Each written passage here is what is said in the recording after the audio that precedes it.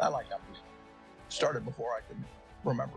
I knew I was going to be interested in stocks the rest of my life, but probably at the time I was, 8 or 9. I used to keep charts on all kinds of stocks when I was that age. My aunt gave me a world almanac, so I memorized the population of all of cities of any real size.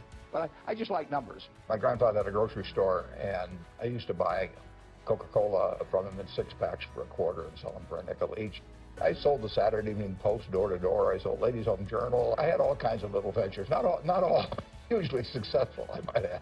I liked doing business early on. By far the best investment you can make is in yourself. For example, communication skills. I tell those students that come that they're going to graduate schools and business, and they're learning all these complicated formulas and all that.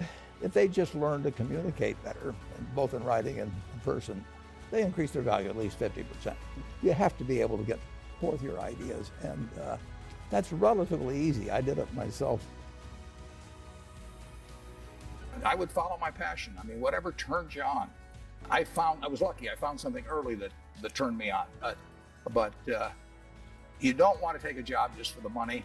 You don't want to take a job for an organization that you really don't feel good about, or work for people that you don't feel good about. You really want to be excited when you get out of bed every morning. And it won't necessarily be the job that you have 10 years later, but you'll be learning so much as you go along.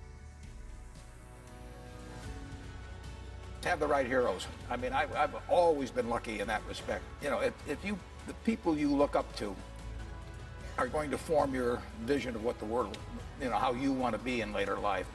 And I'll give you 2 pieces of advice. I'd invest as much in myself as you can. I mean, you're your own biggest asset by far. You're going to make mistakes in life. I mean, there's no question about it. You don't want to make them on the big decisions, who you marry and some things like that. So there's no way I'm going to make a lot of business and investment decisions without making some mistakes. I may try to minimize them. I don't dwell on them at all. I don't look back. The triumphs in life are partly triumphs because you know that everything isn't going to be a triumph. And I would never get too hung up on mistakes. I know a lot of people that really agonize over them, and it just isn't worth it. I mean, tomorrow's another day, and you live it forward. Just go on to the next thing.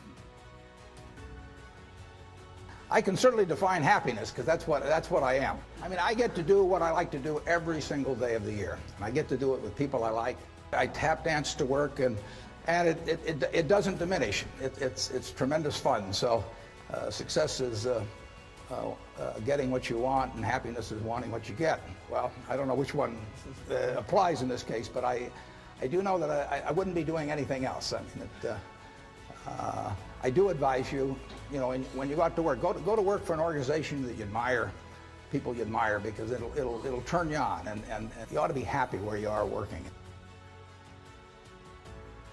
If I gave you a car, and it'd be the only car you get the rest of your life, you'd take care of it like you can't believe. Any scratch, you'd fix that moment. You read the owner's manual, you keep a garage, and do all these things. And you get exactly one mind and one body in this world.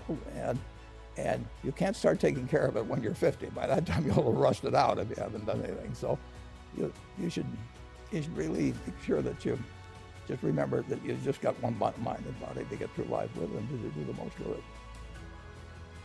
If you get to be 65 or 70 and later, and the people that you want to have love you actually do love you, you're a success.